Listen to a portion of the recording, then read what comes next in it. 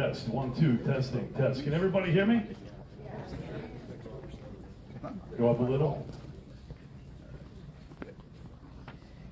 Test, test, test. Test. Ms. Cassis, do you know which volume button is on it? It was a little louder earlier.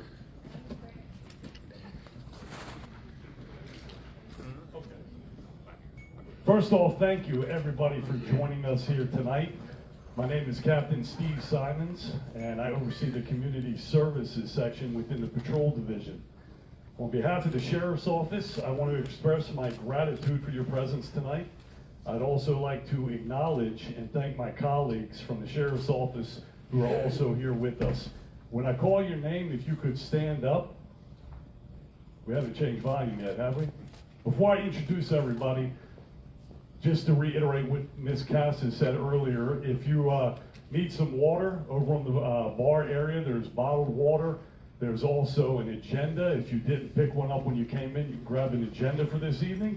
And there's some hard candies. Now, not that we expect any accidents, but does everybody remember the universal sign for choking? Okay. How about now? Same? All right, we're going to roll with it. All right, so when I call your name, if you could please stand up. These are representatives from the Sheriff's Office. First and foremost, Sheriff Steve Hall. Assistant Sheriff Major Clay Safford. Captain Sean Moses, Administrative Division. Captain Ed Willenboard, Criminal Investigations Division. Captain Richard Russell, Special Operations Division. Captain Sarah Smith, Patrol Operations Division. Warden Mary Ann Thompson, Detention and Rehabilitation Center. Lieutenant Ed Evans, District 1 Commander and District 2 Commander.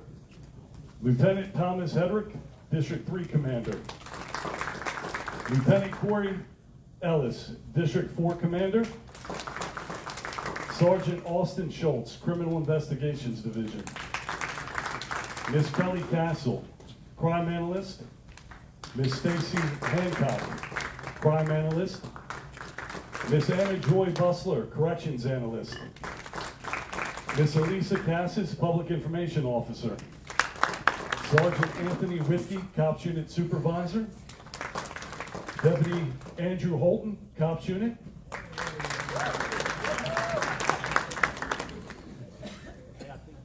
I'd also like to recognize and thank several distinguished guests and community partners who are here with us this evening.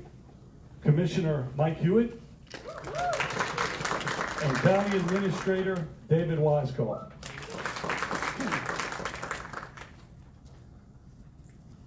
We're also joined by several members of the media here tonight. I'd just like to say thank you for your interest in covering this important topic. Just a few housekeeping notes. At the end, there will be time for questions and answers, so please hold all those questions until the end after the presentations, and we will go through all of those at the same time. This event is not being video recorded, but the slide deck will be available tomorrow on our website. And as a reminder, we aim to conclude this right around 8 p.m. this evening, just to give you a rough idea. So at this time, it is now my pleasure to welcome Sheriff Steve Hall for some opening remarks. Good evening, everybody. It's great to see a great crowd for a very important topic. Close it. I'm going to count on you. You're good? Everybody in the back? We can hear you. Okay. Reference to gun violence in this community. We're going to cover some very, very important things tonight. Most importantly, though, you're going to hear from the people that respond to these incidents, investigate them, talk with the victims, talk with the suspects, talk with the families, collect the evidence, analyze the crime data, and then you're going to get a unique look into a way that we collaborate with our community stakeholders to go out to the people that are most likely to be involved in violent crime involving guns and how we introduce ourselves into their lives to try and change their way of thinking and change their lifestyles in order to prevent gun violence. So thank you all for being here. Without further ado, Steve, let's get it going.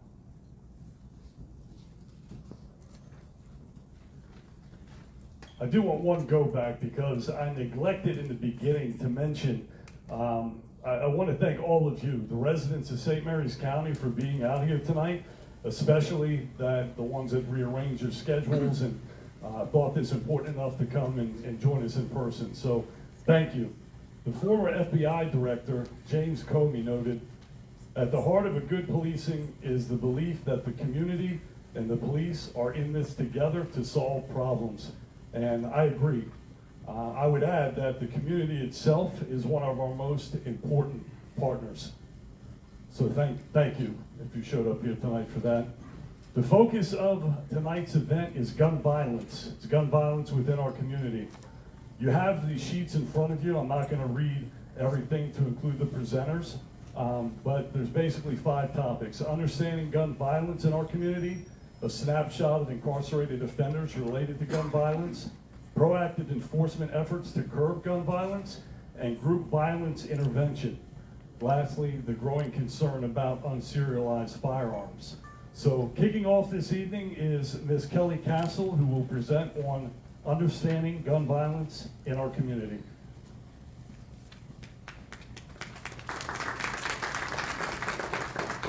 Good evening, everyone. Can everyone hear me? My name is Kelly Castle. I'm a crime analyst assigned to the Criminal Investigations Division.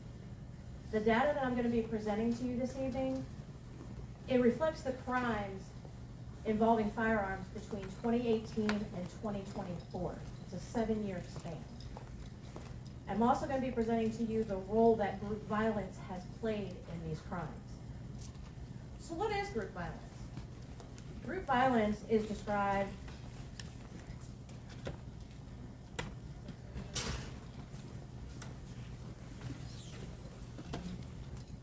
there we go. The term group refers to a social network whose members commit violent crimes together. This can include anything from organized national gangs, various members, to loosely related neighborhood crews that take over a block. All the statistical data that I'm going to be presenting to you this evening is that strictly of the Sheriff's Office. This data does not include anything from the Maryland State Police.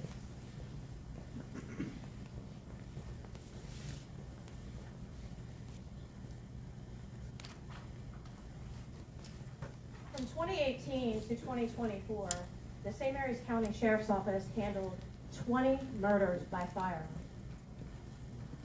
The largest spikes in these numbers were in 2020 with 4. There were 5 in 2022, and there were 4 in 2023. 35% of the murders were group violence related.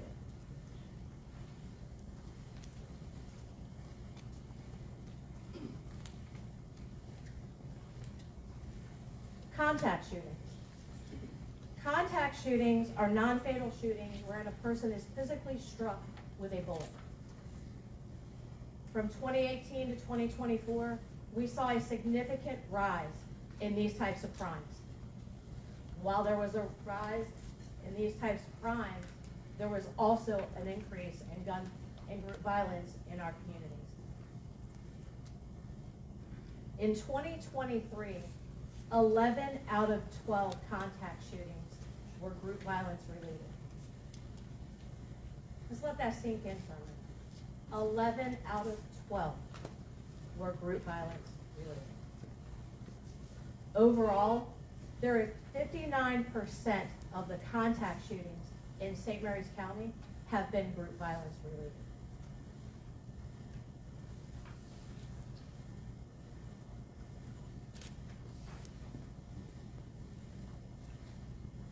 Assault with a firearm. These are non-contact shootings. Someone who displays or points a gun at someone, even physically striking someone with a firearm. As you can see, there were 28 cases in 2020, Then there was a significant spike in 2021. We had 53 cases.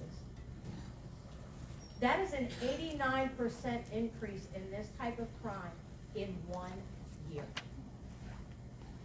Group violence in this crime type has been minimal compared to others. Overall, group violence only played about 20% in these crimes. We are finally starting to see a decline in these types of crimes. There is a 42% decrease between the 53 cases in 2021, and we only had 31 cases in 2024.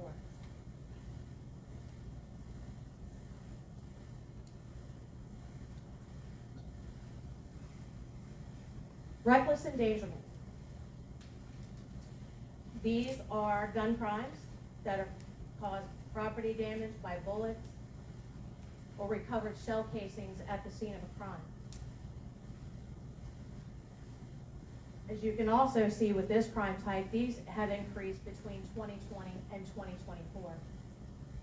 In 2021, 30 out of 40 reckless endangerments were a result of group violence.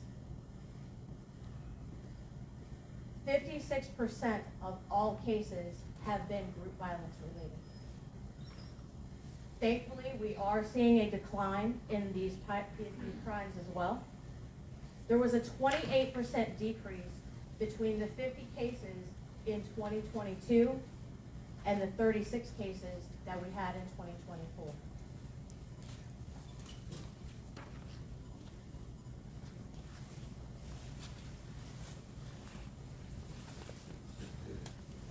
Robberies with a firearm. The person or business robbed at gunpoint. This crime type has been fairly consistent over the last 7 years.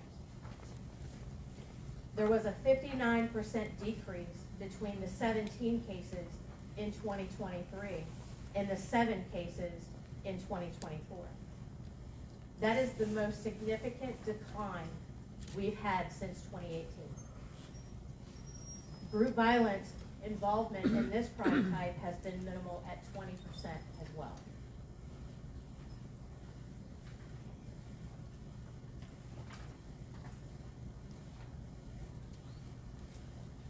Weapon offenses. Weapon offenses are violations of law that regulates the use, possession, or sale of deadly weapons. As you can see, weapon offenses have steadily increased over the last 7 years. We had 14 in 2018, and in 2024, we had 60. That's a 329% increase. The increase is attributed to proactive enforcement of illegal gun possession and gun-related crimes. Nearly half of all weapon offenses over the last 3 years have been group violence related.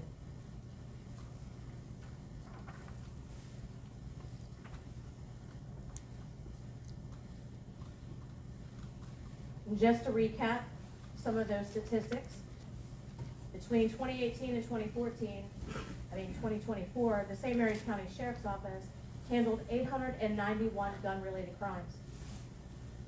37% of the gun-related crimes have been group violence related.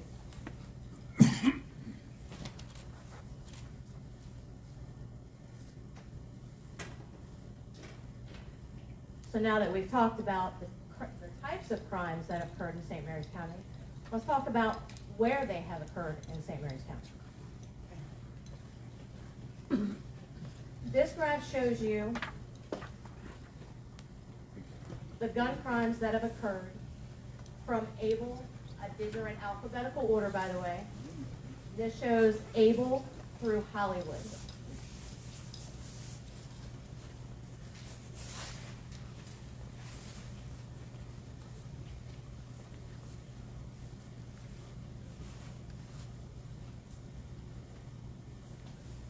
The next slide shows you Leonardtown through Valley Lee.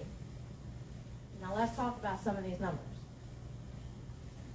The top 4 cities experiencing gun violence in St. Mary's County are Lexington Park with 472, California with 89, Mechanicsville with 80, and Great Mills with 75.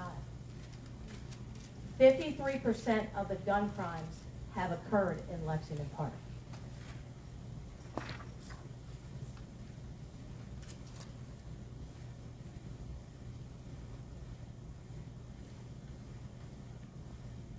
Now let's talk about the firearms that we collected from those 891 crimes. The guns that we're going to be talking about are those that were specifically collected from gun crimes, not anything else. There's a couple of things that you will not see depicted in this graph. There were 3 exceptions that were excluded because they would skew the results. One of them was a case in 2018 where 96 firearms were seized. And in 2024, we had a case where 80 firearms were seized, and another one where 109 firearms were seized. Those are the only 3 cases that are excluded. Now, out of the 891 crimes that I just showed you, the St. Mary's County Sheriff's Office recovered 684 firearms. 16% of those firearms were unserialized or had no known serial number. In 2024, we recovered 4 firearms that were equipped with rapid fire trigger activators. Yeah, I know, right? What did she just say?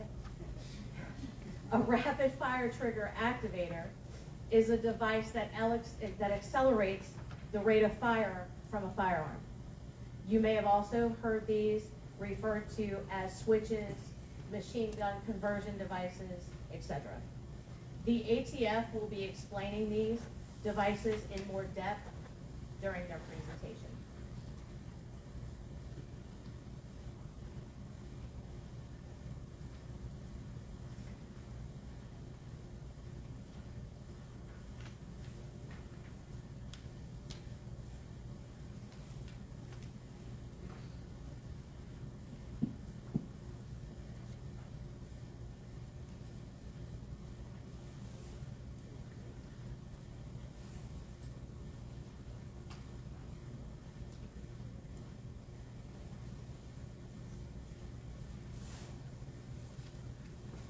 In this chart, we're also talking about the number of firearms seized.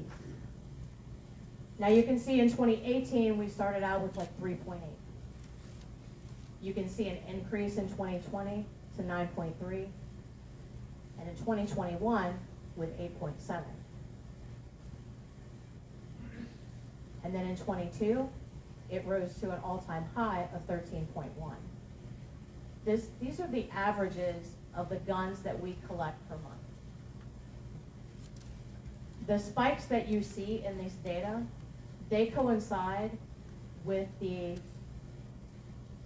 inception of the Youth Gun Violence Task Force in 2020 and 2021, as well as the establishment of the Criminal Intelligence Unit within the Criminal Investigations Division in 2022.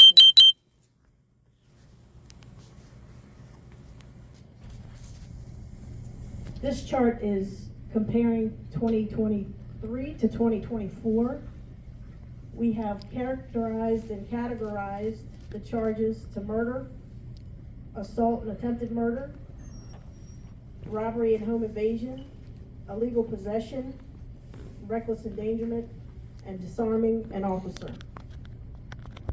So as you can see on the yellow line, the illegal possessions have been the largest quantity of charges for the incarcerated individuals.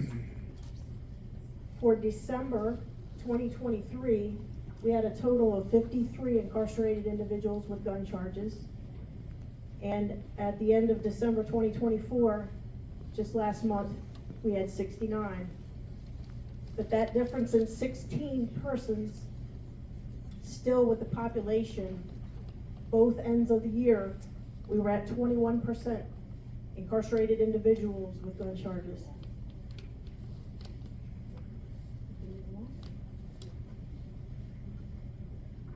This graph is depicting the incarcerated individuals at the end of December 2024.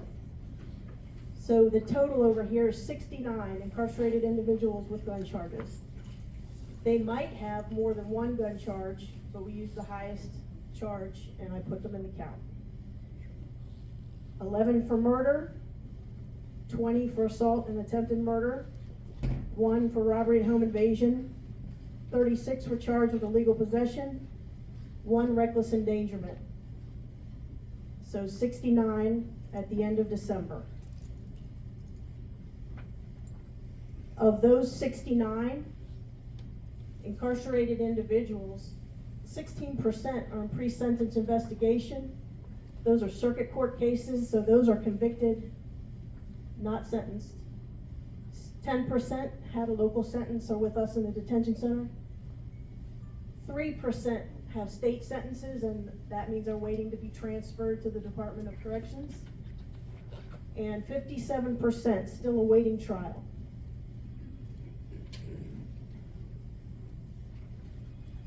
Next slide, ma'am. Of those 69 still at the end of December, our race percentages: African American 72%, Caucasian 25%, Hispanic 3%.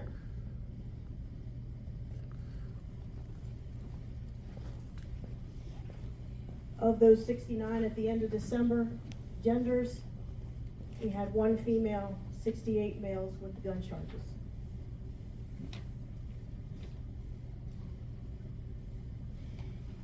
And of those 69 at the end of December, 8 of those were juveniles. That's 12%. Juveniles charged as adults.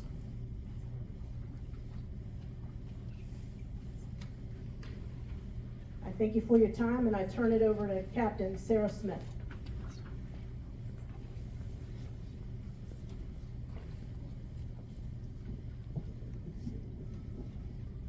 Captain Sarah Smith of the Patrol Operations Division of the Sheriff's Office.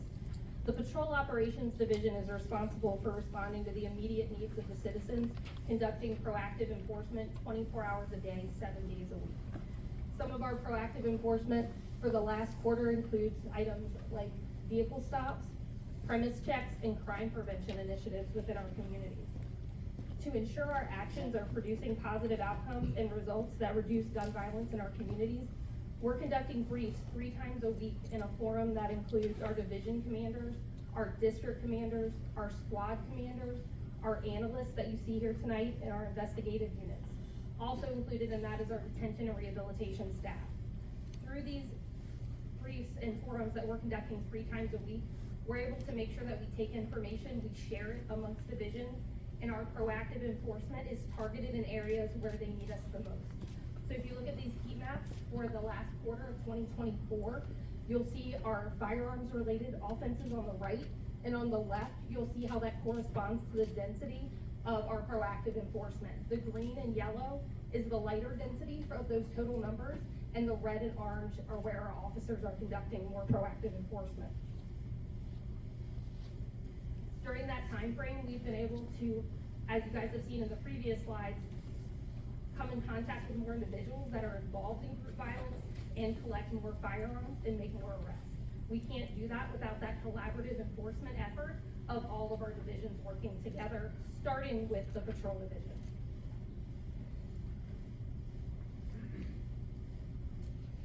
And with that being said, I'm going to introduce you to Sergeant Austin Schultz.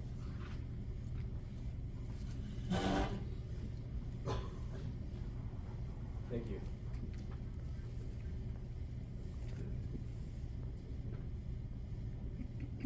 All right, good evening. Thank you. My name is Austin Schultz. I'm a sergeant with the St. Mary's County Sheriff's Office. Specifically, I'm a sergeant of the Criminal Intelligence Unit. I want to thank you guys for coming out and giving me an opportunity to talk to you tonight. So thus far tonight, we've seen a lot of data and stats, numbers on the screen, which for us and what we do is very important, deciding what we're going to do and where we're going to target our enforcement actions and things like that. but realistically, for most of us here in the audience tonight, it really reflects what we know to be true in the community. We've experienced it. A lot of people live in communities that have been affected by gun violence, and some of you here tonight have personally been affected by gun violence. So that being said, I want to take a little bit of your time tonight, and I want to talk to you about what we at the Sheriff's Office have done about this and what we're going to continue to do about it. So like you saw in the data, back in 2020, there was an increase in gun violence. We recognized that increase in gun violence, and then we dug into the numbers, and what we realized that there was a large portion of our gun violence was being committed by a small portion of our population. Digging into that more, we recognized that the majority of the individuals that are responsible for our gun violence in our community are under the age of 25. So legally, they're adults. Federally, they're still defined as youth. And so we knew we had to do something about it. And because of their age, we knew that traditional policing methods would not be effective. We knew that things like saturation patrol was not going to solve the answer to this problem, but we knew we had to do something, and we knew we had to do something different, and we did that. In 2021, we created the Youth Gun Violence Task Force, and that leveraged our law enforcement partners, the ATF, Maryland State Police, the State's Attorney's Office, and for 90 days, we threw everything we could at this problem.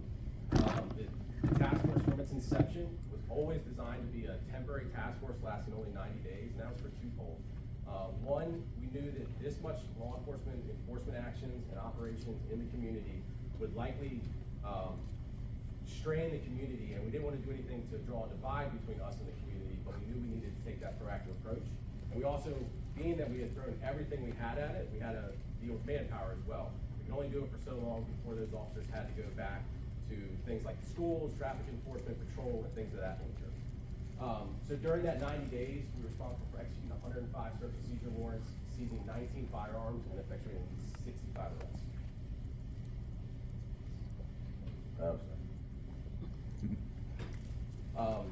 So despite the success of the task force, we always knew that we would need help from the community. We always knew that this would have to be a holistic approach to this.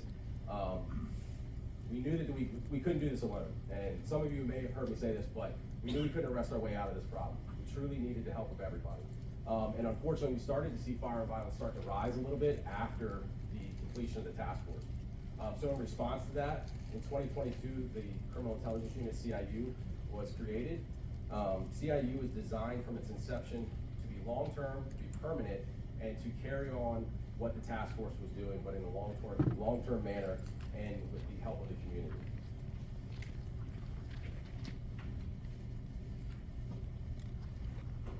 So going back to the fact that we know that traditional policing strategies would not be effective, and the success that we had from the task force implementing that, we knew that we had to do something else different to get the community involved. So what we did was we implemented the Group Violence Intervention Program. This is a program that was designed by NNSC, or National Network for Safer Communities, at the John Jay College. So what that did was that's a program that we brought on, and then we also brought in our community partners, the health department, juvenile services, social services, and the State's Attorney's Office. So what I'm going to do is I'm going to talk to you a little bit about what this program actually is and what it means to implement the Group Violence Intervention Program.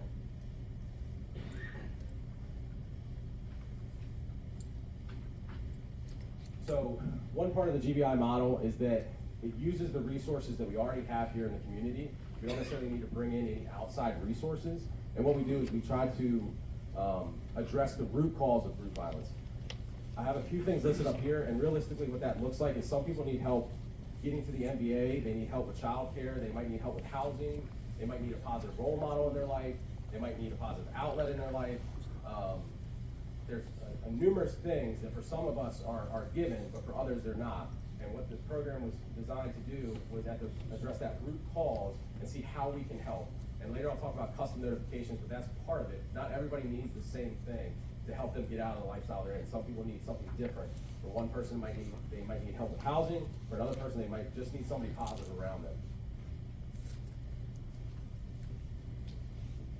So there's several teams that are a part of the Group Violence Intervention Program, teams or boards or however it's worded, but essentially what we have is we have the executive board is kind of where it starts at the top.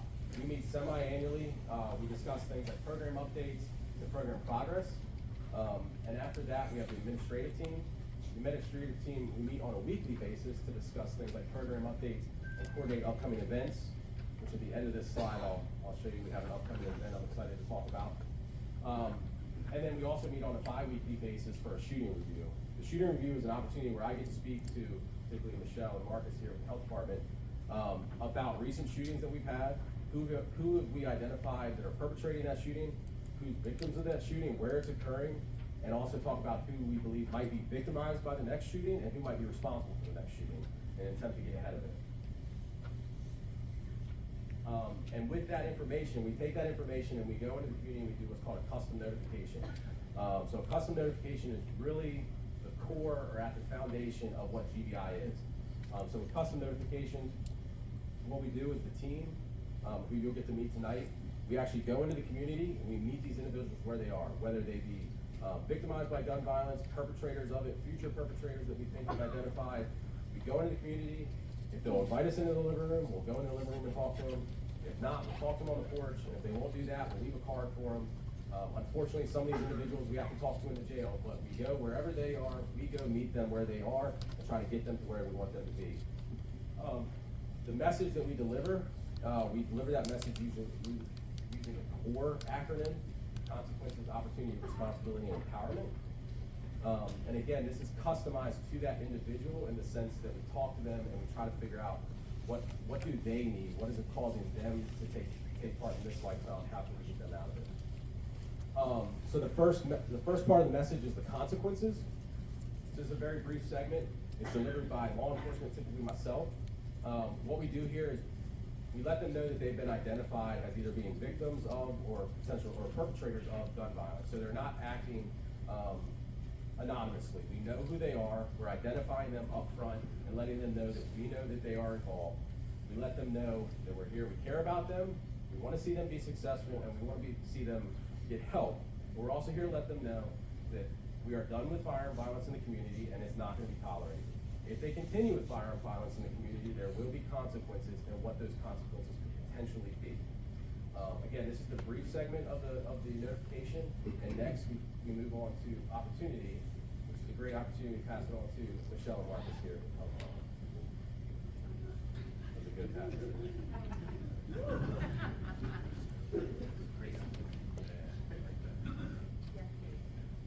All right, so good evening, everyone. My name is Michelle Pottinger. I am the director of the Violence, Injury, and Trauma Unit at the St. Mary's County Health Department, and I'm also the program manager for the Group Violence Intervention Program. And right to my right, I have Marcus Johnson, who is our community health outreach worker. So let me give you a little history about Group Violence Intervention. This program started in 2023, so we are fully in our second year of implementing our group violence intervention program. It took us a full year before we can really implement this program to do the trainings, connect with community partners, to be able to do this evidence-based strategy. So GVI is the evidence-based strategy. We follow the guidelines of the National Network of Safe Communities, and they researched that there is a small portion of individuals in the communities that's driving the force of violence. And so, as Austin said, we go out, we identify those individuals that are either at highest risk of being victims or perpetrators. And so, we work collaboratively together. So imagine a three-legged stool. You have law enforcement, you have support and outreach, and then you have the community. We cannot stand alone. We can't do this alone. So we rely heavily on our community partners, the sheriff's office, as well as our community people, which are you, because you're all here tonight, to really tackle violence in our community. So when we talk about opportunity, we talk about support and outreach and what we do at the health department.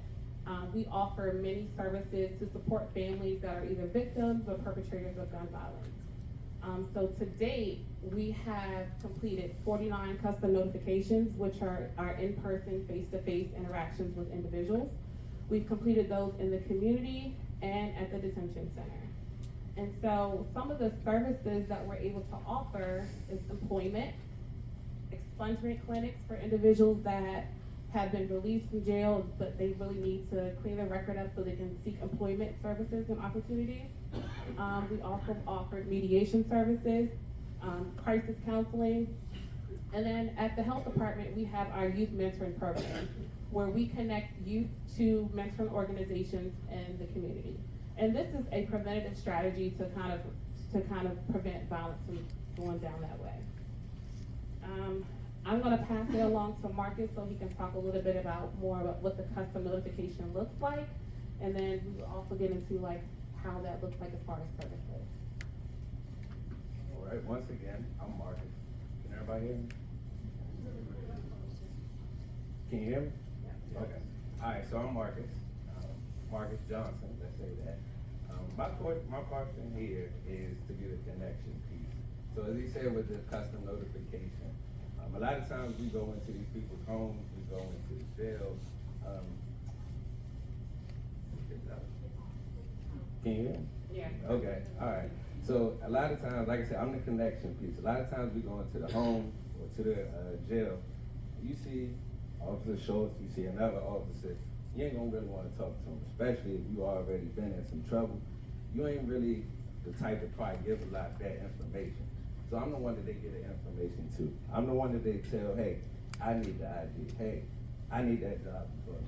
And then my position is, okay, let's go ahead and do that. Let's go out. Let's go make that happen. Because like I said, a lot of times dealing with the officer, you already got a bad rep with them, you ain't gonna wanna deal with it. So that's where I come into play. And I help with that. I go into the home, I help the families, and not just the person that's in trouble. The custom notification is for the whole family. Everybody gets help. So mom, sister, brother, everybody gets help. Yeah, so a lot of it is that we really want to support the whole entire family, not just the individual. What can we do to help them? And so that's why we have a full team. We've grown over the last year and a half. We started out with maybe 3 people. Now we have a team of 5. And ideally, our goal is to really pour into the community. What does that look like? How can we support services? Now, I do want to mention that this program is not mandated. It's voluntary. So the people that we are encountering with, they must be willing to make change. We're going to support you along the way, but they must make the change. And we want people to know that they don't stand alone. We're here to support them if they want to live that violent-free lifestyle. So to date, we've had 4 individuals, 4 families that have reached out for services. And then we have 5 community members that we supported that's not a part of the GVI program, but it's still a preventative strategy. We're helping these people with employment services, we're helping them with GEDs, and that is a preventative strategy to prevent them from going into the GVI program. I really want to highlight Marcus and the work that he does, because without him, like, he's the boots on the ground. He's going out and meeting with these people face to face. He's down at our health hub located on Great Mills Road, which is in the heart of our target area.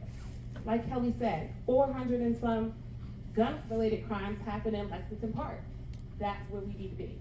We need to be out in those neighborhoods and those areas and making an impact. So I really want to thank you all for being here tonight, listening to our program and what we offer. And I'm going to hand it over to Mr. Smith and Pastor Bell to talk about the empowerment piece of the GVI program.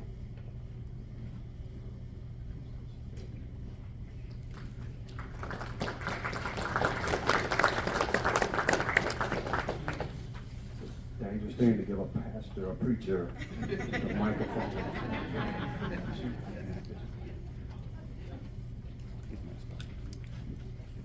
If you have your Bibles, turn with me to the book of Nehemiah. Let me tell you a quick story and how my approach to helping the youth. Everybody remember the snowstorm that just happened? Didn't like it, right? So I was at the church, and before I left the house, I put a snow shovel in my truck. I learned that, learn things as you live, right? Carry, because you never know what you're gonna need, right? So I get to the church and looked around, checked everything out. Everything was good at the church. But I noticed a young person across the street didn't have the tools that she needed to clear her driveway.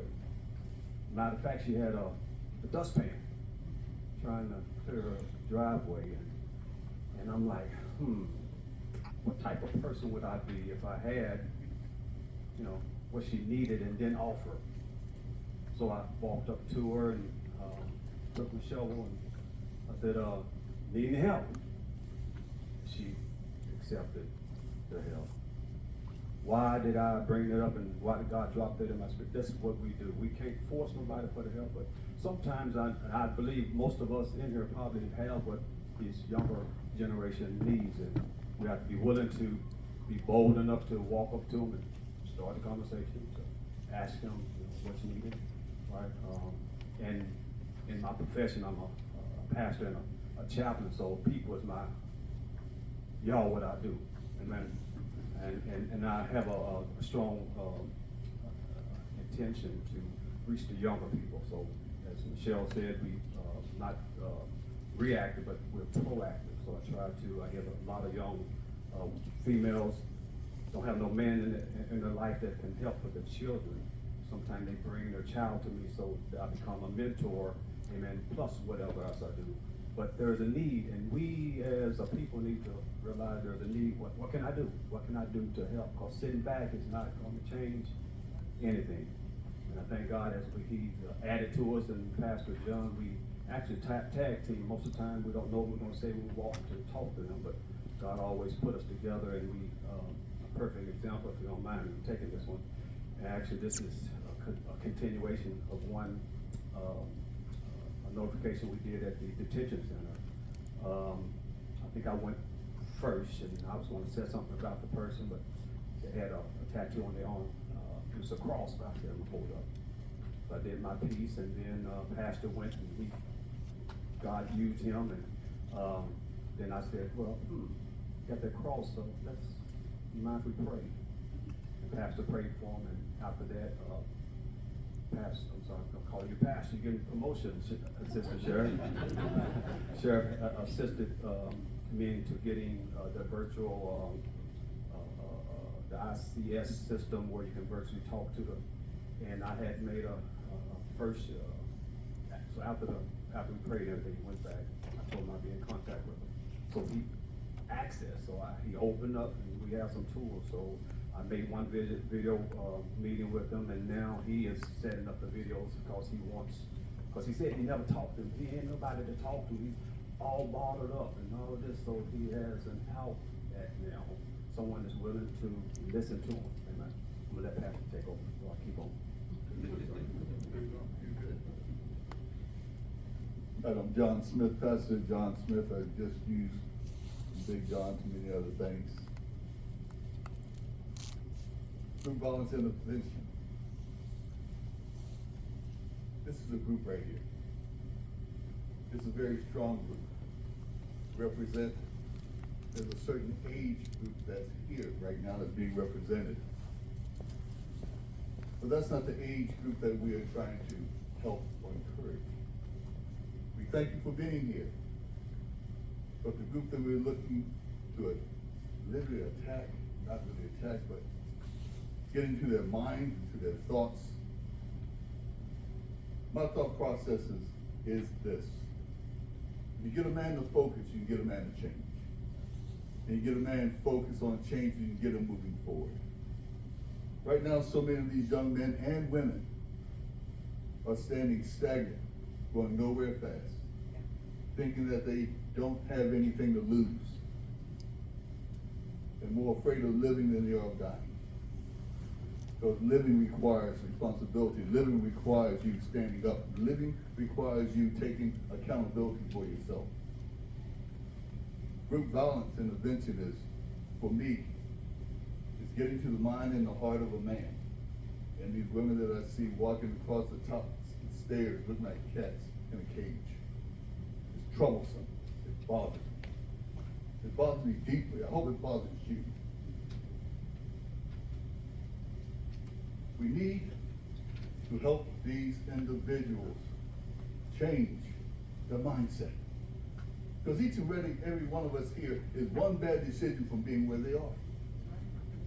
Just one bad decision from being where they are. And you can go back and reflect in your mind and some of the things that you did that you didn't get caught doing. and said, that could have been me, but by the grace of God, it was not. By the grace of God, I stand here and I was not. So group violence intervention is inventing something new in the group. Changing the mindset of these men and women to realize that life is worth living. I want to see sons and daughters and grandchildren say, that was my father one time, but he changed. That was my uncle one time, but he changed. That was my aunt, that was my mom, but she changed. And what we're doing here today, what we're trying to do, what we are doing is changing the minds of men and women so that they don't have to go down that path. If I can change your mindset, I can change your life. If you can change your direction, you can redirect your family and your sons so that they do not follow in your footsteps. But they walk to a beat of a different drum and carry themselves with honor, with dignity. They can walk up to every one of you officers and say, thank you for arresting me. Because that's what I needed to change.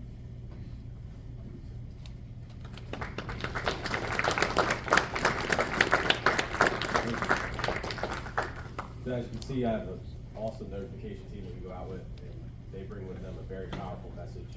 And it truly is representative of the approach that we take, where we try to surround these individuals with whatever they may need, whether it be services, mentorship, anything they may need. Hopefully our team has it, and I think we do. And that was just a little snapshot, pretty powerful message like that. So we already touched on some of this, but August 28th was our first notification that we made. That was myself, Michelle, and Pastor Bell, awkwardly standing on somebody's porch trying to figure out what to say to get through to this person, to let them know that we care and we're there. And since that time, we've made, like Michelle said, 49 notifications. We've added Marcus and Mr. Smith to the team. And right now we're attempting to add somebody else that has some serious life experience and lived experiences to the team. So we'll see what that looks like in the future. So I want to thank everybody for coming out tonight and giving me this opportunity to talk to you about this program. It really means a lot to me, and it means a lot to my team. If you have anything else that you want to, or any information that you're looking for, the website can be found there. And with that, I will pass it on to, now that I've made a mess of it. Oh, I'm sorry, there's one more. Yes. So this is the event that I was talking about, Stop the Gun Violence Day, June 28th. You're all invited at Nicollet Park, 12 to 4. I hope to see you guys there. It's June is National Gun Violence Prevention Month, so we are working towards putting on this event. Again, wear orange, that's the color for the month. So I hope to see you guys there, June 28th, 12 to 4. We're still in the planning stages, but we're really excited about this. I think that's my last one. I'll pass it on to Special Agent Tony Petrella and Resident Agent in Charge, Zach Britt with the ATF. Good evening. Thank you. My name is Tony. I'm a special agent with the ATF, working primarily out of the Baltimore Field Division. I just wanted to take a very quick second to thank the St. Mary's County Sheriff's Office for inviting us out here to speak to you all today. We appreciate it and hope you all get something out of this. So I might move around because I don't like standing still. But I'm going to be talking this evening about privately made firearms and machine gun conversion devices. Before I start, though, I do want to say one thing. Many of you have heard the term ghost gun in the news or the media or whatever it may be. I want you all to understand what that term means, and it essentially means privately made firearm. We at ATF don't really use the term ghost gun, but it's a common term, so I want you all to know what it means when you hear it. I'm going to be using acronyms a lot because the government loves acronyms, so when I say privately made firearm, I'm going to be saying PMF quite a bit. So there'll be a test at the end, so definitely excited. Machine gun conversion devices is the other thing we're going to talk about. So when I say that, I mean MCD or MCDs.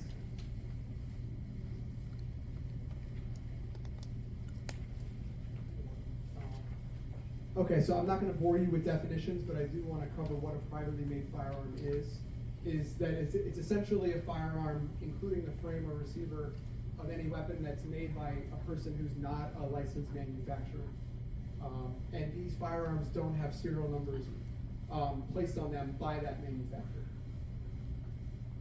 So there's tons of types of PMFs. But the most common ones that we'll see in our community are the pistols, the rifles, silencers are big, and those MCBs. I've never seen a PMF revolver before, but that'd be so the popularity of PMFs have increased over the years. They're just becoming more prevalent in our communities, but it comes down to a bunch of different reasons or variables for wanting to have a PMF, right? How difficult is it to complete? What type of tools and equipment do you have to do this? Are the parts available? Are they accessible? And is it cheaper than just going to a gun store and paying for a gun from the licensed gun dealer? We'll get into a little bit about the availability of the parts, and which kind of hits on maybe why some people have started to use 3D printing, and we're going to get into that too. So the biggest question I think most of you are having right now in your minds is, am I allowed to go home and build a PMF? If you're not thinking it, you probably should be. I'm mostly kidding. But yes, the answer is yes, you can build a PMF, but the answer is also maybe, probably not too. So there's a lot of factors that go into this. So federally speaking, there's no federal law that prohibits you from building a firearm. But you do need to be aware of the local and state restrictions on those things. So every state determines what's acceptable and what's not. So in Maryland, you need to be aware that if you decide to build a firearm or if you decide to acquire a PMF, that you need to take your firearm or your PMF to your local gun store and get it serialized. You have 30 days to do that once you inherit or create the gun. So that's something you definitely need to be aware of. And there's also certain things that you can't do in Maryland, and we'll get into that a little bit more as well. But as long as you're not a prohibited person, you can do this in your home. So just a very brief statistics slide about the prevalence of these PMFs and them being recovered in crimes. So in 2024, we've had over 1,000 PMFs seized by law enforcement throughout the state. So it's approximately 10% of all these guns statewide. 10% may not seem like a big number, but it is growing, and this number is larger than it was the year before. And of those 1,000, or over those 1,000, 244 were used in other crimes where the firearm was discharged, whether it be a homicide, non-fatal shooting, other type of damage, property damage, things like that. And the bottom right corner is really just showing you that of those firearms, how many were used more than once, maybe 3 or 4 or 5 times. I'm going to get into the partially complete and non-functional framer receivers. This is a big thing that I think is important to discuss. So what you're looking at is a variety of pictures here. If I could point your attention to the bottom left, many of you have probably heard the term buy, build, shoot kits, maybe in the news or just online. So the bottom left picture is kind of like what you get. This is the first iteration of this type of thing, where you go online. There's many companies, but there's one particular company that's more popular than the others that you could at one point buy this kit where essentially all your components are there. All you need to do is just put it together. This isn't very common anymore. What you see mostly now is this bottom right corner where you're able to buy these kits with a little bit of help. You can manufacture your own firearm. It is important to note that in Maryland, though, you're not allowed to buy these from these online stores. Many states have banned the ability to be able to acquire these kits online. But I do also want to show a couple of things too here. So this is the difference between a complete receiver and an incomplete receiver. When I say receiver, I mean the type when you hear the word receiver, you should be thinking of rifle or shotgun. That's the type of firearm here that you would need to build this for. And so the bottom one is showing you a full machined, complete receiver, and the other one is just incomplete. So the bottom one is our regulated firearm. That's the firearm. The top one is not. So I'm going to show you just a very brief video of what I just talked about. It's a receiver that's being machined out by a CNC machine, which a computer numerical control machine. I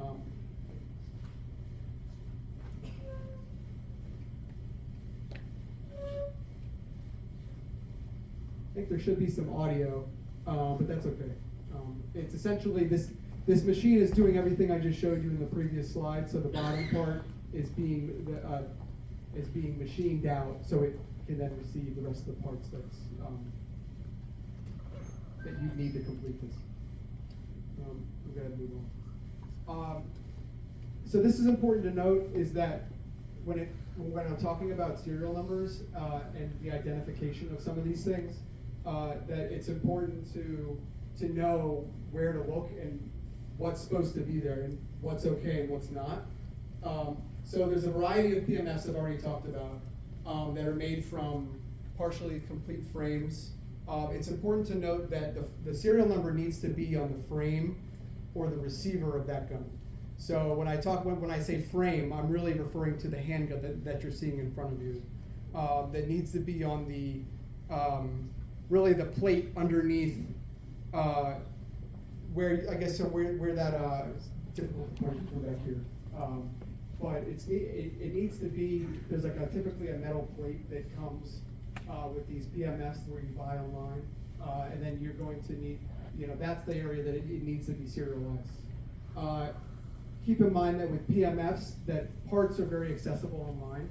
It's easy to go online and acquire parts to complete your firearm.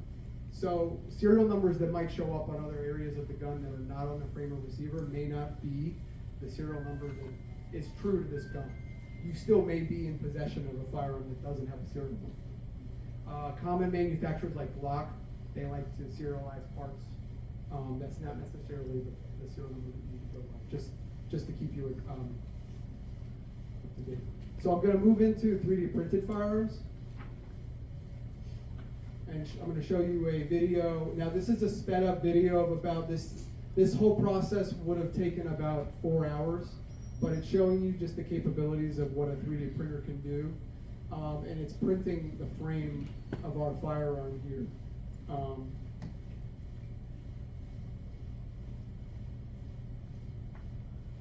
And in the next slide, I'll show you a better view of that. It's difficult to tell from this video, but it's certainly interesting.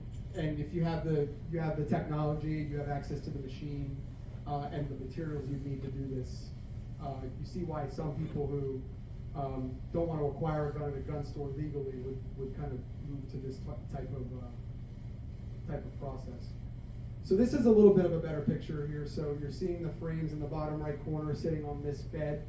And that's just the capabilities of what the 3D printer can do if you have the right materials and you have the right files. Essentially, the final product doesn't require too much more machining. It comes out almost ready to use.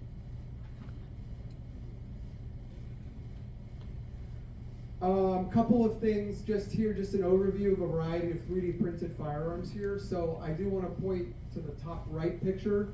It's called the Liberator. This is one of the first iterations of a 3D printed firearm. You're probably better throwing that at someone than actually using it, just because if you think about the way a firearm works, an explosion is going on inside this firearm. So you need the materials to be strong enough to withstand that explosion. So I'd be more afraid of that firearm going up in my hand than trying to use it. And it's going to be a one shot, and it's going to be done. The most common thing that you see nowadays is going to be this one right here, where somebody 3D prints the receiver and then goes online and acquires the metallic parts to complete it. So the barrel, and all the other inner workings of the firearm, the trigger components, all that extra stuff would need to be purchased, elsewhere. That's kind of common to what we're seeing now. Or they'll 3D print the frame and then go online and find all those same things to complete it, which is more to this style of firearm that you're looking at here. Moving into machine gun conversion devices. So it's important to note that everything I show you here is going to be a machine gun. Now, it doesn't look like it in the picture. If you saw this sitting on someone's counter, you'd be like, what is that? It's a piece of metal. Actually, every one of these items is a machine gun, even if you have it in your pocket. It doesn't need to be connected to a gun. It doesn't need to work. If you have this, it's a machine gun. So somebody mentioned, I think in one of the previous slides, Glock switch or switches.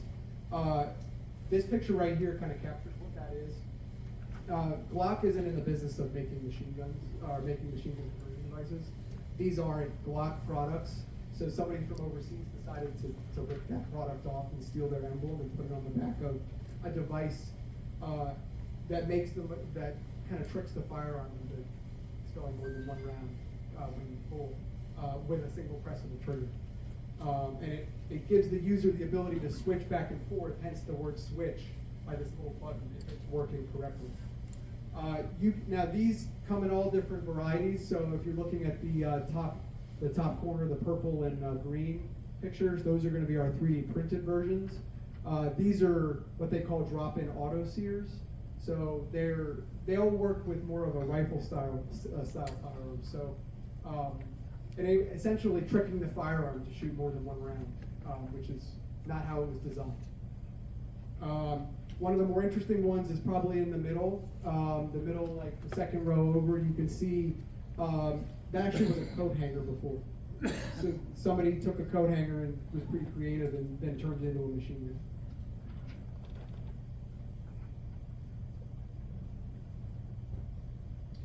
So the audio here is not great, but what you're seeing here is you're seeing two agents, the one on the right, and I'll play it again.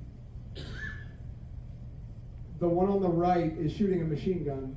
The one on the left is shooting normally. So every single time he wants to expel a round, he has to pull the trigger.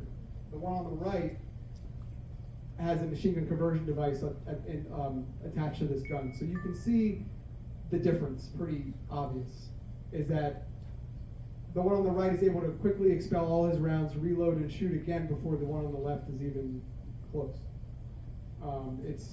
It's pretty alarming, and that kind of just speaks to the to what these things can do.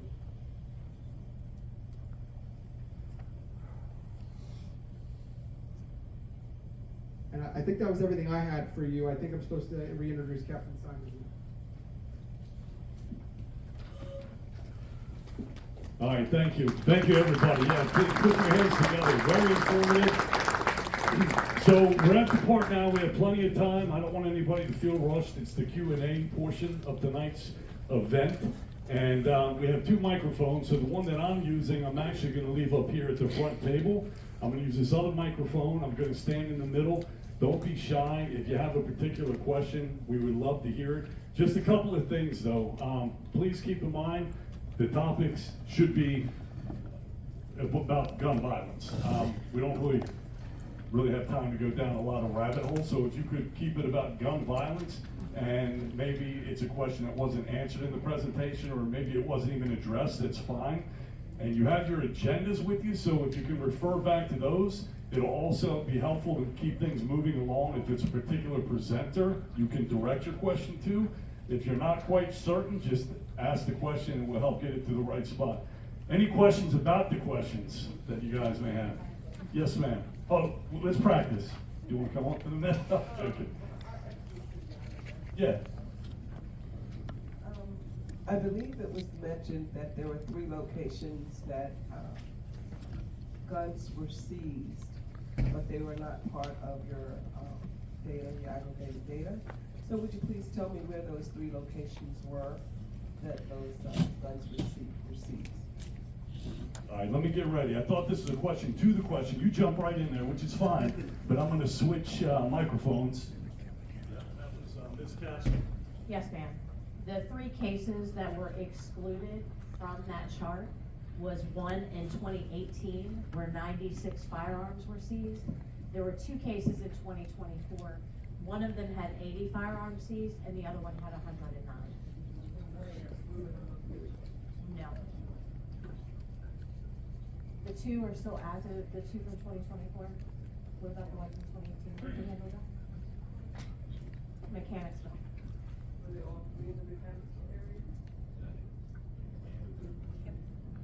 The other 2 cases from 2024 were, I can say, were not in the Mechanicsville area. However, those cases have not been adjudicated, so I'm not at liberty really to discuss too much information about them. So.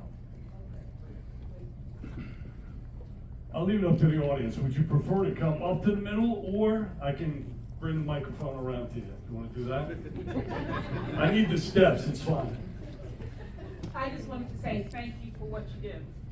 Thank you for embracing our community, and thank you for reaching out to those who need help to move forward. So I just wanted to say that I appreciate Thank you. Yes, sir.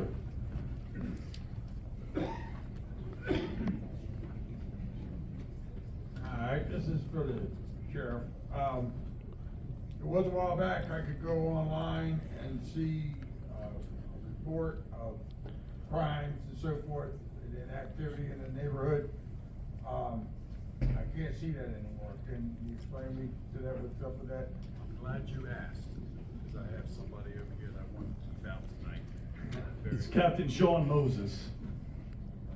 Good evening, Captain Sean Moses, Commander of the Administrative Division. And to answer your question, we transitioned from Motorola Solutions to have a City Protect feature that would allow you to go on, and it's also part of our crime reporting platform where you can submit tips. But that vendor ended up expiring because we transferred to our Tyler RMS, which RMS is our records management system. So when we changed our records management system in August of 2024, it wasn't compatible with Motorola Solutions, and what they have is called Citizen Connect, and we're working on integrating that now into our website. So we're just testing it. There were some issues with it. We're just getting our data up and running, so we expect that in the next month or 2, it should be up and running because it's back on our website. Yeah, I think it's better. It's better. It's far more robust than what we had previously. Thank you. Great question. Yes. Really happy to hear about the gun violence and intervention program. Is there any traceable data as to what effect that might have been having so far? So I think that with the data that we showed originally with the decrease in gun violence, I think what you're seeing is that is reflective of everything we've done, not just one thing. I don't think you can put your finger on one thing that we've done and say, well, that is the cause that we've reduced gun violence. I think if you took one, and actually Michelle had the best thing, if you take one leg of that stool away, the whole thing crumbles.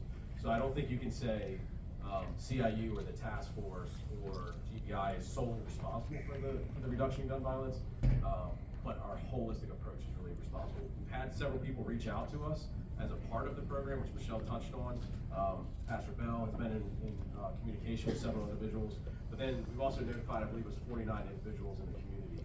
And there's also an immeasurable there, that we don't know the individuals that haven't necessarily reached out for services, but us showing up at the door, showing them that we care, showing them that we're here to help, and also identifying them as individuals that are involved and that we know who they are and they're not acting anonymously, I think has also played a role. So it's really hard to say that this one thing has all of a sudden changed gun violence in our community, but I do think the one thing is the approach that we've taken, which is different than we've ever taken before.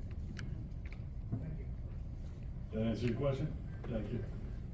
All right, couple questions over on this side of the room. First stand again, please. Yes, sir. As the third leg of that three-legged stool, what do you ask of the community? What is our role? Besides showing up and things like this, what do you need us to do? I think showing up is huge, and that speaks volumes to have this room that and when I saw them have to bring out extra chairs, it really does speak volumes. But we need the community to be involved in the sense that when something happens in the community, to call the police, report it to the police. When the police knock on your door for what we call a neighborhood check, because we've had a shooting in the neighborhood, answer the door, talk to us, tell us you'll get back to us, something.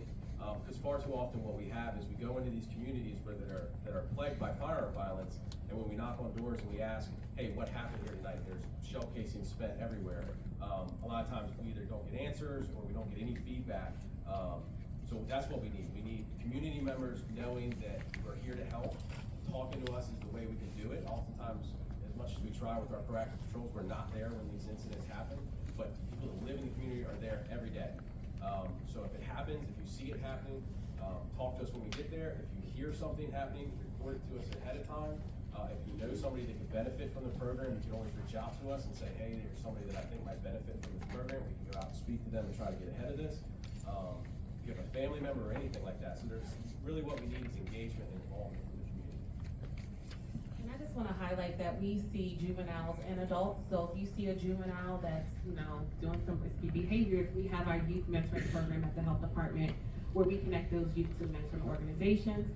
Recently, we've been at Great Mills High School where we have our Empower Hours. So we're really trying to impact the youth and support them through the schools as well as through our mentoring organizations. And if I could just piggyback, man, so we're not naive to the fact when we show up in a neighborhood and something has just occurred and we're knocking on doors, that everybody's looking. Some people are taking mental notes. A lot of people feel like they're putting themselves out there at risk if they give information to the police, because you have to live. You have to live where you're living. And you have to see a lot of the people that we may be asking questions about. So we understand that. And to that, I would say we have a lot of people that simply don't want to get into it on the scene, but they'll take that business card and they'll call later, and they'll make it very clear, hey, I really don't want to get dragged into the middle of this. However, I do have information that I think will be helpful. So if you're not able to provide it in real time, call us after we leave. It's not too late, and a lot of people do that. And can I just say one more thing? We really do need mentoring organizations to support our youth. So if you know of anyone that wants to start an organization to mentor youth, please reach out to us. Again, we have some funding that we can help support that. We have an RFP that's coming out in the next week because we need these organizations and volunteers to support the youth, which makes us a better community. There was another question here. Yes, sir. So my question is, when you say that it's a high crime rate in Great Mills, I'm not from Great Mills, I'm from the District of Columbia. I've been here for 10 years. And so in 10 years, when I came here 10 years ago, I feel like Great Mills was like a flourishing street, the street itself. A lot of people compared it to, they said during the coal mining time, they would say that the heart of Great Mills, Lexington Park, was like New York, because y'all had industries and y'all had things going on. But as time went on, like I've seen the town dissipate in Great Mills. Like in those other districts that you have up there, they don't even want to come to Great Mills because of what they think in here, right? So it's not that they actually see it. So once it's kind of like Pastor John and a couple guys did in the Bible. They tell you that if you talk it, it'll start happening. So in the youth prevention, I'm kind of curious because I'd be like, I respect that you have to pull people over to figure out what's going on, and it's kind of funny because gun violence is like an act. It's like it's not. Some of it is premeditated, but some of it is spontaneous because it's a combustion of things. So it's not really spontaneity for real. It's like how, like she said, like how do we get involved? Because like a lot of people don't know about this meeting. A lot of people, and I'm like, we have no revolving door for the youth here. And when I say that, I'm just learning about this program. I've been here for 10 years.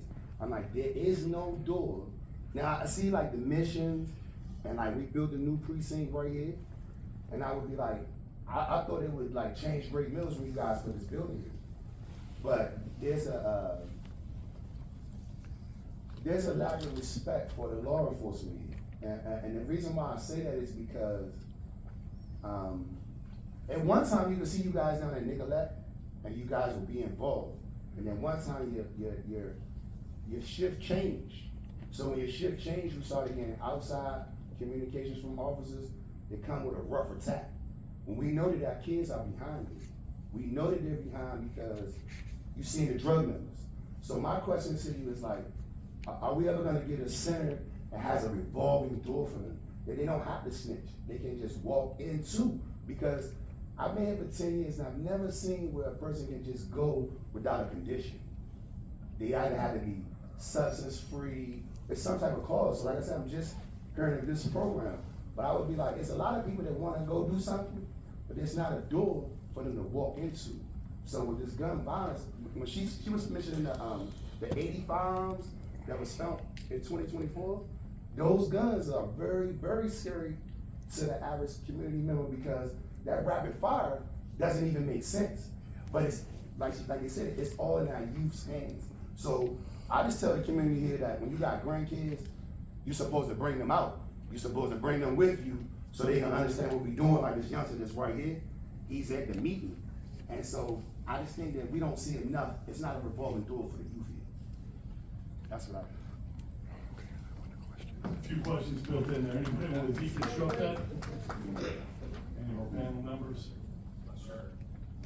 There were a few. I think she wants to, you want to speak on that? I'm just going to speak on the upcoming YMCA that the program a couple months ago. We are, keep hearing. I was just going to mention the fact that we do have a YMCA forthcoming. We broke ground about 2 months ago.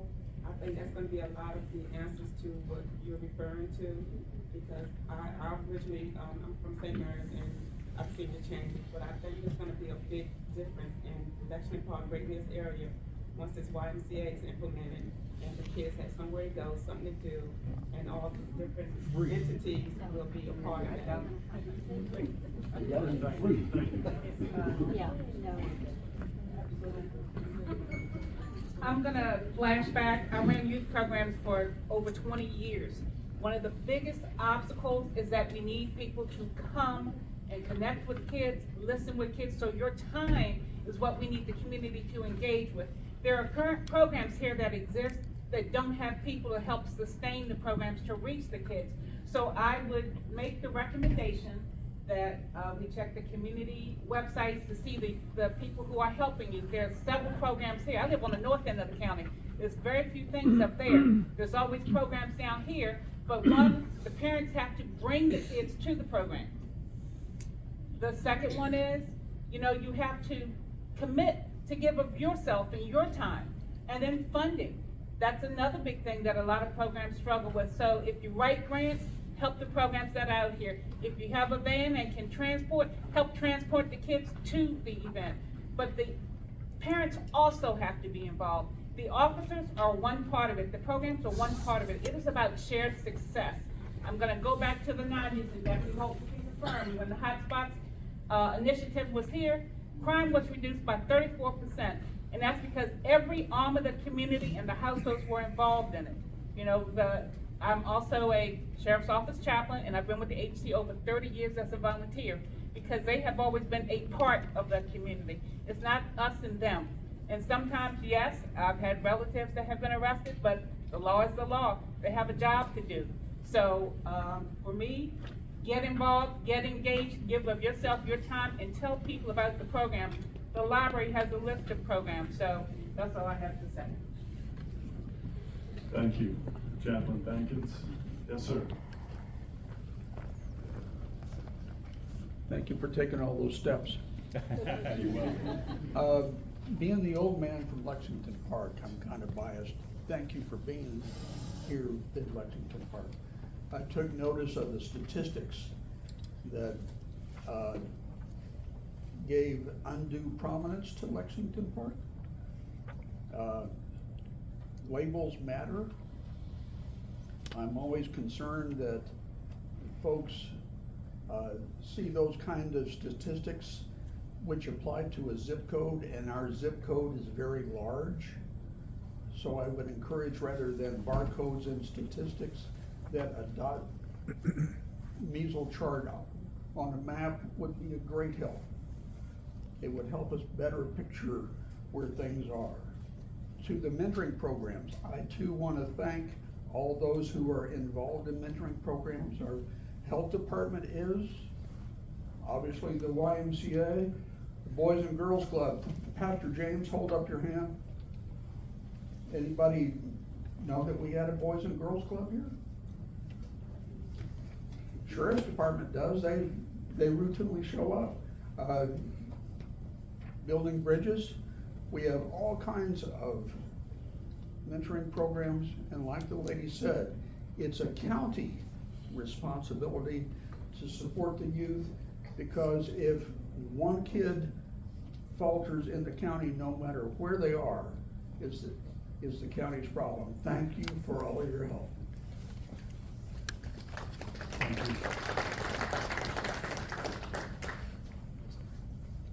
don't know how you take a dangerous place and make it safer, but I feel that what we're dealing with is fear. This is a beautiful county, and all parts of the county are very beautiful.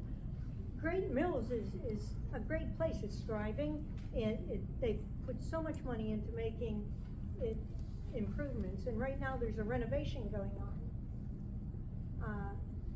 There's just an awful lot of money going into this area, and yet I think what holds people back from participating is fear. I know what this man just said. There are people that want to change their California zip code. They want to have a California zip code and not a Lexington Park zip code. And why? Because it's based out of fear. There are people we know that have moved their kids to a different school because they're afraid. And yet we have neighbors of those same neighbors who have said every school has the same types of problems.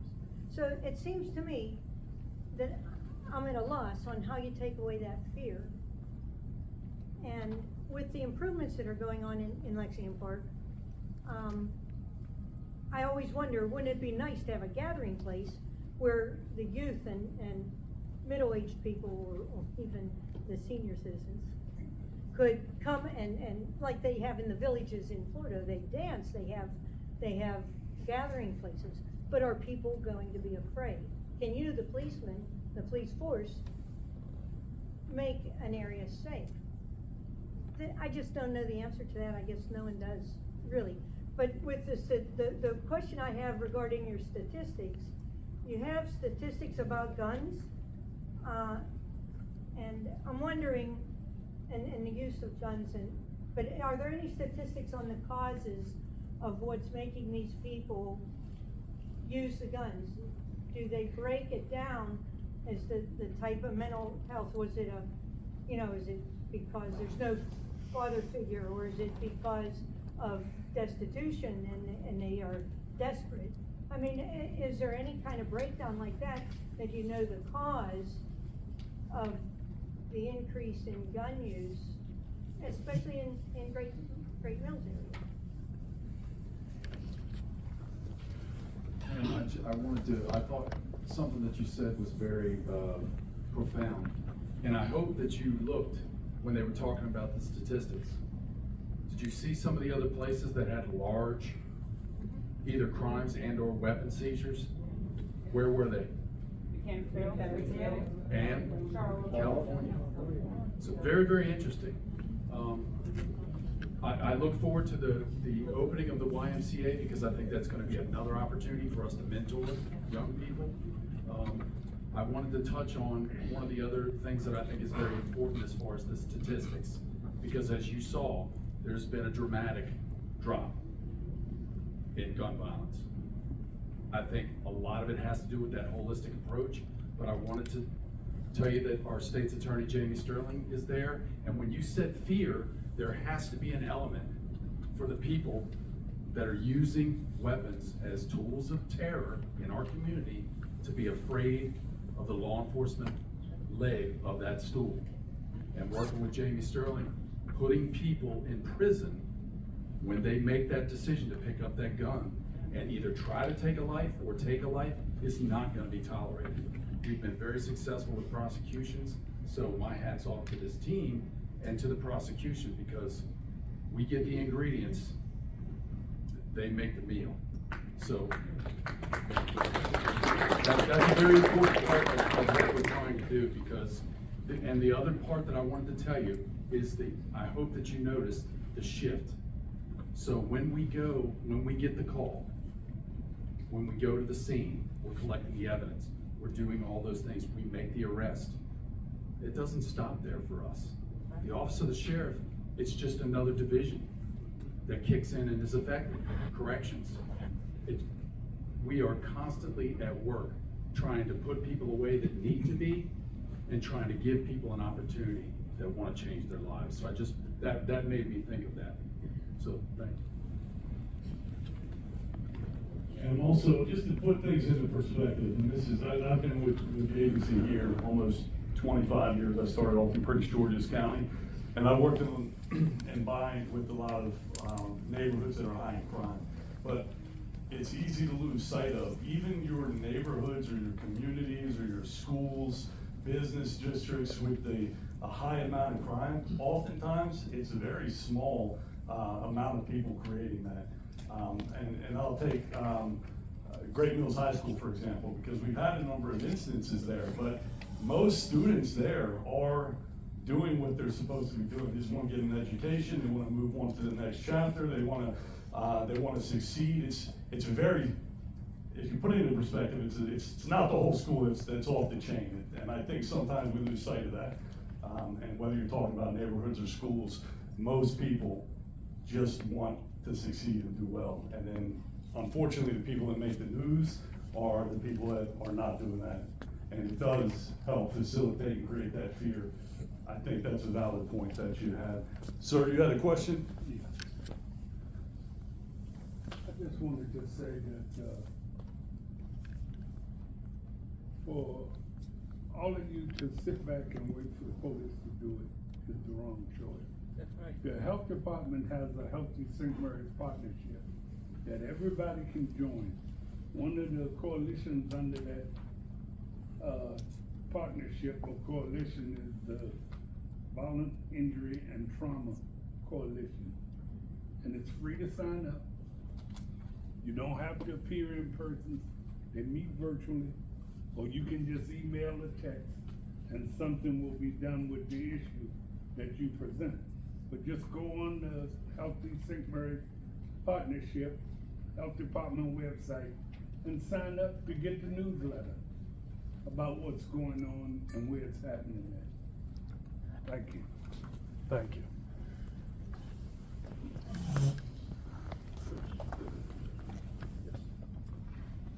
I see that you have the amount of incidents in certain towns, but do you have the percentage of people that cause that?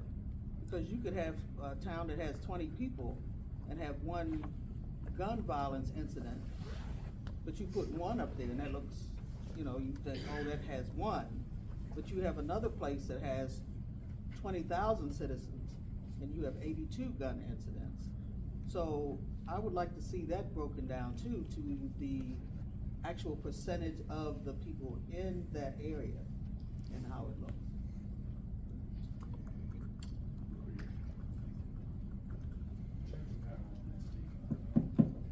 Test, 1, 2. Yeah. Unfortunately, you gotta put it real close to your lips to get it sound off. Any comment from our panel? No. So of course that slide was just showing the sheer number. It didn't have any effect on the population in that town. It's something we can take it. I would hope that we're gonna have more town halls and we're gonna have more community meetings. This is, I believe, the third time that we've had something like this.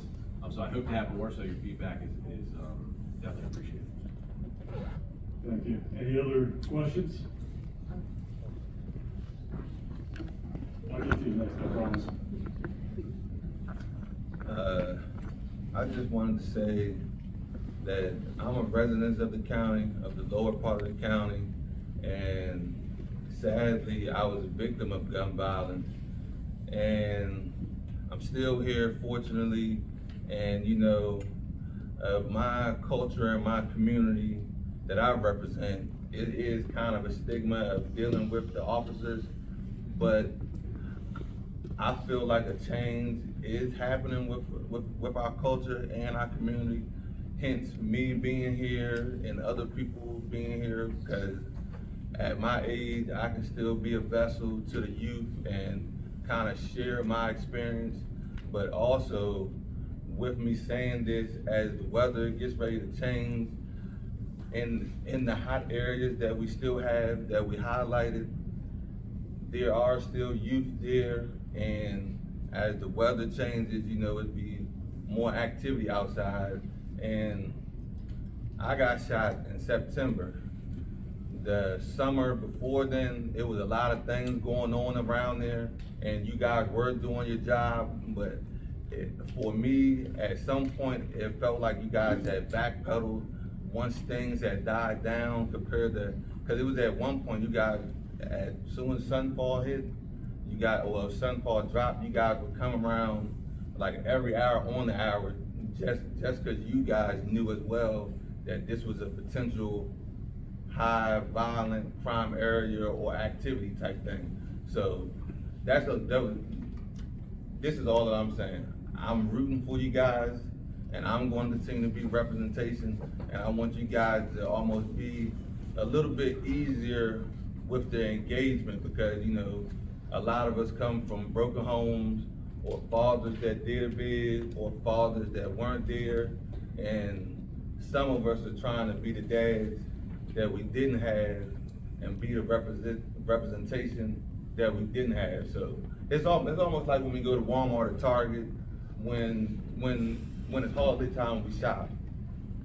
You know, we might want to lock the door because we see somebody that looks different, but just say, hey, hello, how you doing? We all got the same struggle. But like I said, I'm a direct victim of gun violence, and I'm here to let my voice be heard that I'm rooting for you guys, and I want to change for both sides, for the community and for us. Thank you for the story. Appreciate you being here tonight, and thank you for the perspective and the comment. Let me make a comment behind that. I appreciate you, sir. I would like to get with you. There's a group of men that we go around bringing, it's a spiritual group, of course, a Christian group, but bringing positives. I'd love to get with you, get with us, and take it around. I want to go big. I get tired of sitting back and not doing nothing, so you can help us do something, amen. And with everybody in the community, how about we do a lot of talking, we'll show up, but let's just show up and start not just talking, let's do some things together, right? Not talking about being dangerous, but we can come and we can, all these brilliant minds, we can do some things, you said like in the summertime, or when it's, what time of the year, you said like September, whenever that happens. Okay, well, let's start brainstorming now, so maybe we can have some things already set up. I just passed Michelle some action to handle for us. The youth center, well, let's have a community day, and all of us come and get the children to come, and let's start interacting, with them and showing them, hey, we love you. We're here together, and we can start mentoring, because he get it on. What's your name, sir? Remind me, tell me your name. Just show your first name. David? Yes, sir. All right. Yeah, David.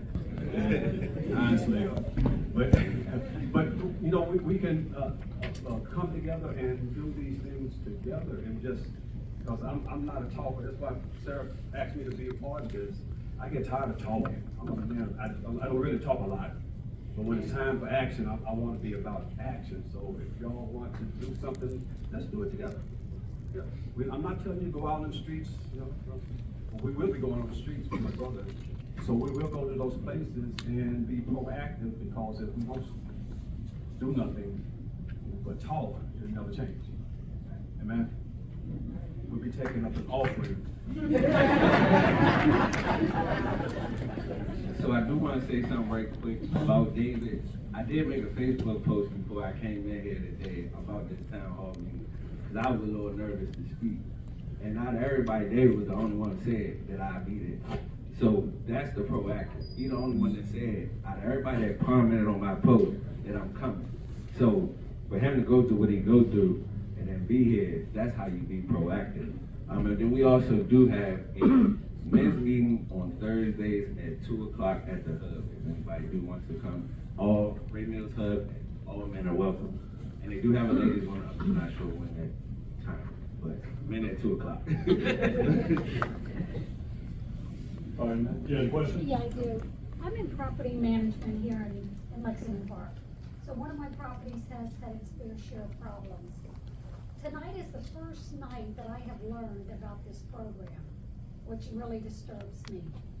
Is there a plan in the future, maybe, I know the resources with the cops, you know, they're scarce, not enough manpower, but I would love to see them coming to our communities, because, you know, if you come into one, you're representing 128 individuals, another one, you know, like 36, to be able to come in and say, hey, look, you guys, here's the resources that are out there. I knew nothing about what y'all have up there to offer my residents, but I would like something to, hey, I'll do the meetings at our clubhouses, to be able to bring these individuals together, because when the cops come, they are afraid.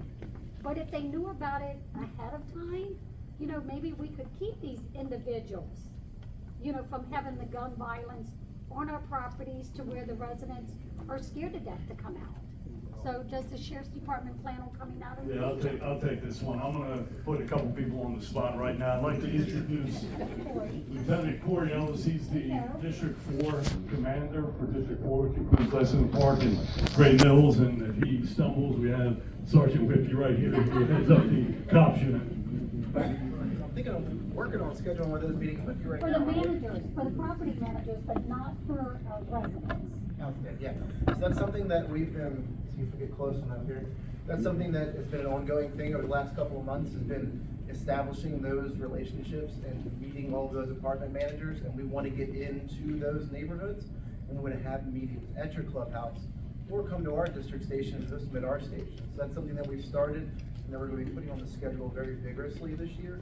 We wanted to start in January with some, but when we had this town hall coming, we wanted to focus on this. And then after that, the group violence team is going to come with us to some of those meetings to share that information, and we want to go direct to those communities as well in smaller form. Does that answer your question? There's also been a shift in the last year, 2 years, some reorganization within the agency. So earlier when I introduced myself, patrol's been essentially broken down into two factions. You have operations that Captain Smith oversees and community services, which I oversee. But the line, you know, traditionally 10, 15 years ago, 5 years ago, community-oriented policing, cops, was very specific. It stood on its own, and that line has been blurred to the point where even many of our operational deputies in patrol, it's not uncommon now that they're showing up to HOA meetings, or they're going to businesses, the Moose Lodge when they have events for kids. So we're trying to make everybody community-oriented policing deputies to a degree. The rationale behind that is because we want the people within the community to recognize the deputies that are coming to service those calls. So you're not seeing a different face every time. You may, depending on what squad is working, but we're constantly working to build those relationships. We recently hired back Deputy Holton, who retired with us. I'm sure probably everybody in the room already knows him. He doesn't need an introduction, but he is our, let's put our hands together for him. He's our back as a community engagement officer, because it's one of the things that he does best, is engages with the community. So we are, you know, it's hard. I feel like sometimes the information overload, even as an employee of the sheriff's office, when we have these 48-hour meetings that were mentioned earlier 3 times a week, we have CompStat, we have, forget the 100 emails that come in, or the shift briefs. Like, sometimes it's information overload, and as a citizen myself, I live in the county. Unless you're really big on social media and you have, if you haven't bookmarked the sheriff's office, please do, because our PIO puts out a lot of messaging. So that might be the link that you guys are missing to find out about some of these programs. And like I just heard of this meeting, because we're constantly promoting that stuff. So please add us to the feed. But we're in competition all the time for your attention. But I don't think you guys need to prove yourself. Showing up here tonight, we really, truly appreciate that. I'll use my mom voice if you want, instead of the microphone. I think everyone can hear me. I think the biggest thing that Sergeant Schultz and all of us are trying to put together, and what all of you are saying, is it's bigger than statistics. It's bigger than the numbers we're seeing. It's the officers playing basketball at Nicollet Park. It's inviting us to your HOA meetings. We can't let you know who the officers are all the time unless we know the events that you're having. So please invite us. If someone from cops can't attend, you'll see one of your patrol officers that's actively patrolling your neighborhood come and meet all of your residents. We need that. Yes, ma'am. And I'm also with the NAACP, and we have had several meetings with the Sheriff's Department that's come to our meetings. I'm also with the Impact Committee for Afro-American Contributions. And you guys are doing a phenomenal job with reducing crime. And I actually live in the Lexington Park area. I've been over here for over, I'd say at least 25, 30 years. And it wasn't always like you see it now. It has ups and swings, ups and downs. However, when after about 6 years of being in the community, I saw it going down, and I've seen, living in a townhouse community, I've seen the DEA bust 2 doors down to my left, and a week later, 2 more doors come busting in, the ATF or whatever, I don't know if it was mixed up or whatever, bust 2 more doors down. But as very few people in the community get together and go before the county commissioners or for these meetings, but I did and advocated for streetlights in that community. And today, the streetlights are there, Lexington Park. I ask you to don't turn a blind eye because it is a nice community. It's got passive park. There's all kinds of things we can get involved in. I'm on the member of the Arts Council and helping to beautify that particular park over there. Selecting benches and things like that. So there's a lot that you can do within your community, but I do ask you, do not be fearful of what's going on around you. You need to step up and get involved. And I too put this on my website in hopes that others would come. And there are several members here, county commissioners and NAACP members. And I just want to let you know, the NAACP is a diverse group. It's not just African Americans, and our St. Mary's County is very diverse, and we invite you to come to our meetings and sign up if you like. Thank you. Thank you. We're not out of time. We have about 15 more minutes, so if there's any other questions, we can take those. Ms. Sterling? Good evening, everybody. Can you hear me? I don't know if my mom voice is loud. I don't really have a question. What I wanted to just say is that I'm really proud of the Sheriff's Office and things like this they're putting on together. They're really leading by example, and by putting on these town halls and being out in the community. Those are not their primary functions. The primary function is the police, but Sheriff Hall and his team care so much about the community. They also know that there are other functions that they have to take on. So they take on these tasks almost secondarily, but they're almost primary because they do such a great job at it. They make our jobs a lot easier and better as the state's attorney's office. Their men and women are working tirelessly. You should all feel confident and proud of this team. I am. I see these men and women working very diligently and very hard. And it's really just a comment to say, we've all heard it, right? It takes a village. It's not just the police department, it's not just the churches, it's our communities, it's the health department, state's attorney's office, it's everyone. And this community is great, it's vibrant, and most of us, or all of us, really love this community. And I just want to really applaud Sheriff Hall and the team of putting all this together. It is truly a pleasure to work with this team, and we have done a lot. If you looked at those numbers that they shared, those numbers really spiked into numbers we've never seen before between 2020 and 2022. A department this size generally wouldn't be able to handle it, but they worked so hard to get the cases solved and to bring them to our office, and we're still prosecuting them. Those other numbers that they showed you with what are still pending trial, that's because of all the great job that these men and women have been doing. So like Sheriff Hall said, they've given us the ingredients and they're passing it on to us to do the rest with it. And I mainly wanted to say how proud I am, and you guys should all be having a lot of faith in what's happening. We are seeing those numbers go down, but it takes certainly a village. It takes all of you. Thank you guys for being here. Thank you, Sheriff Hall, and for your team for putting this together.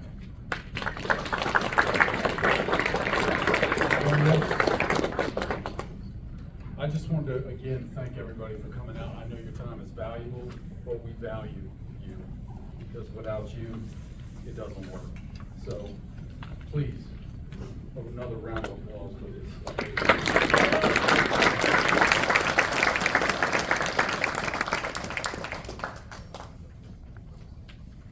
So I know that, ATF talked a lot about over 80s and some ghost guns.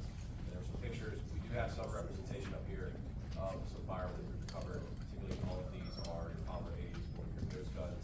If anybody would like to come up and take a look at them, we can explain them or get a closer look at what we're actually talking about, what we're actually dealing with. These are all firearms that we've recovered from individuals. These cases, of course, are adjudicated.